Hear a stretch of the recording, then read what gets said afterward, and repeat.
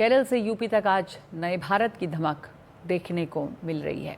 केरल में प्रधानमंत्री ने विडिनम बंदरगाह का उद्घाटन किया। ये भारत में गहरे पानी का सबसे बड़ा बंदरगाह है और यूपी के शाहजहांपुर में भारतीय वायुसेना ने अपनी शक्ति का प्रदर्शन किया और एक्सप्रेसवे पर विमानों के करतब दिखाए।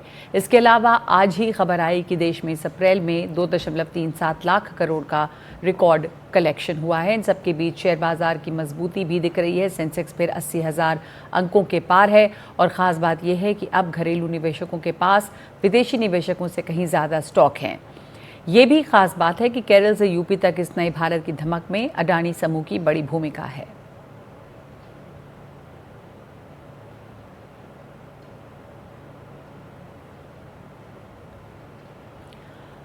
प्रधानमंत्री नरेंद्र मोदी ने केरल में विडिनम बंदरगाह का उद्घाटन किया है। देश का पहला ट्रांसशिपमेंट पोर्ट है। विडिनम भारत में गहरे पानी का सबसे बड़ा बंदरगाह है और इसे 8,867 करोड़ रुपए की अनुमानित लागत से बनाया गया। इस बंदरगाह को पब्लिक प्राइवेट पार्टनरशिप के तहत भारत के सबसे बड़े बंदरगाह डेवलपर और अडानी समूह का हिस्सा APSEZ द्वारा विकसित किया गया है। केरल के तिरुवनंतपुरम जिले में मौजूद इस बंदरगाह से अंतर्राष्ट्रीय व्यापार और शिपिंग में भारत की भूमिका बदलने की उम्मीद है। यह अंतर्राष्ट्रीय शिपिंग मार्ग से सिर्फ 10 समुद्री मील की दूरी पर है और इसमें प्राकृतिक रूप से गहरा पानी है, जो इसे बड़े मालवाहक जहाज़ों के लिए आदर्श बनाता है। मैं अभी पोर्ट की विजिट करके आया हूं और गुजरात के लोगों को जब पता चलेगा कि इतना बढ़िया पोर्ट ये अडानी ने यहां केरल में बनाया है। ये गुजरात में 30 साल से पोर्ट पे काम कर रहे हैं, लेकिन अभी तक वहां उन्होंने ऐसा पोर्ट नहीं बनाया।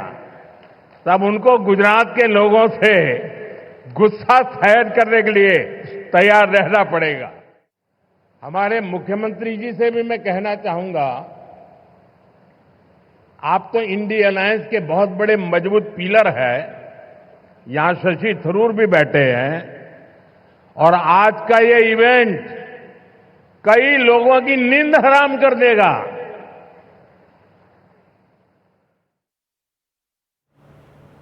इस मौके पर मौजूद अडानी समूह के करण अडानी ने कहा कि देश को बेहतर बनाना है तो सबको लगकर काम करना होगा। Whatever we are building today, it's not enough.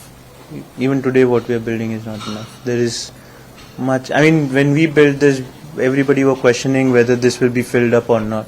Today, we are clocking almost 100,000 moves every month. You will hit 1 million. We are already full. No, we are already full.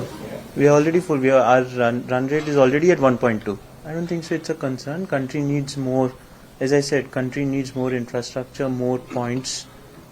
It has to hedge its bets as much as possible. Less concentration is always better. I always believe that. So I think it will all of this will enable the growth of the country, help in reducing the trade cost, and that is what we have to aim for. और इस पर और ज्यादा जानकारी दे रही है हमारी सहयोगी उमा सुधीर। हम केरला के तिरुवनंतपुरम में हैं, जहां पर प्रधानमंत्री नरेंद्र मोदी आए थे विडिनम इंटरनेशनल पोर्ट का इनॉग्रेशन करने के लिए। विडिनम इंटरनेशनल पोर्ट की खासियत यह है कि इससे अब लग रहा है कि भारत का अंतर्राष्ट्रीय स्तर पर जो मैरीटाइम ट्रेड है उसमें एक बहुत अग्र स्थान बनेगा। इसलिए कि जो विडिनम का जो सी पोर्ट बना हुआ है उस में वैसे तो PPP है, यानी कि पब्लिक प्राइवेट पार्टनरशिप है। केरला की सरकार और अडानी पोर्ट्स एंड SEZ के बीच ये समझौता हुआ था 2014-15 में और उसके बाद पिछले 10 साल में इसको बनाया गया है और एक बहुत आधुनिक तरीके से state of the art capabilities के साथ इसको बनाया गया है। वैसे विडिनम जो पोर्ट है उसके एडवांटेजेस स्ट्रैटेजिकली काफ़ी सारे हैं। इसमें कहा यह जा रहा है क्योंकि जो इंटरनेशनल जो शिपिंग जो रूट है उसके सिर्फ 10 नॉटिकल माइल की दूरी पर ये विलिंघम पोर्ट बना हुआ है और इसलिए बहुत आसानी होगी अगर इस रूट से कोई भी वेसल अगर पास करती है तो यहाँ पर वो डॉक कर सकते हैं। इसके अलावा वहाँ पे एक नेचुरल डीप वाटर्स है और 20 मीटर तक की उसकी जो डेप्थ है उसकी वजह से बहुत सारे बड़े बड़े जो वेसल्स हैं, मेडिटेरेनियन सी कॉर्पोरेशन के एमएससी तुर्की जिसको कहा जाता है, वो एक बहुत बड़ा शिप है, दुनिया का सबसे बड़ा शिप है। उस शिप को भी वहां पर अप्रैल के महीने में डॉक किया गया था और जब तब भी केंद्रीय मंत्री सोनोवाल यहाँ पे आए हुए थे क्योंकि एक बहुत ऐतिहासिक दिन उस दिन को भी बताया गया था।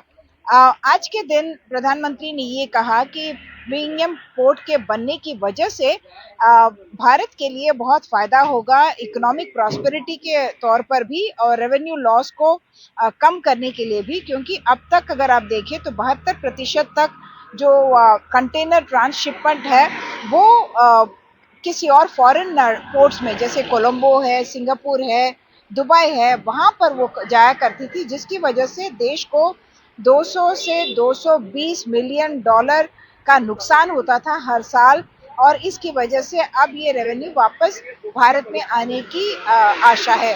इसके अलावा जो इंपोर्टर एक्सपोर्टर है यानी कि आयात निर्यात करने वालों को भी एक एक कंटेनर पर 80 से लेकर $100 तक देने पड़ते थे और उसका भी फायदा अब होगा, यानी कि एक तरह से एक लॉजिस्टिकल हब बनाया गया है विलिंघम एयरपोर्ट को, सी पोर्ट को।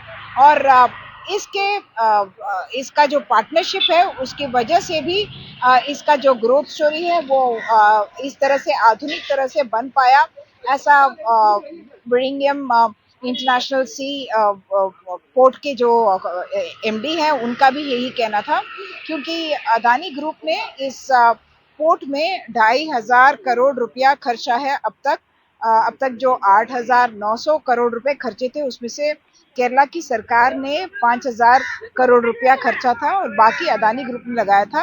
और जो एक सेकेंड या थर्ड और फोर्थ फेज इस प्रोजेक्ट का है उसमें 20,000 करोड़ रुपए तक खर्चे जाएंगे और अदानी ग्रुप के जो एमडी हैं अदानी पोर्ट्स कंपनी के करण अदानी, उन्होंने यही कहा है कि 20,000 करोड़ रुपया इसमें लगाया जाएगा और उससे 2,500 करोड़ रुपए का प्रॉफिट हर साल होगा और ये प्रोजेक्ट 2028 से पहले खत्म किया जाएगा, यानी कि उसको कंप्लीट किया जाएगा और उससे इंडिया का जो विकसित भारत की ओर जो दौड़ है वो और तेज हो सकती है। तिरुवनंतपुरम से कैमरा पर्सन एसपी बाबू के साथ उमा सुधीर, एनडीटीवी इंडिया के लिए।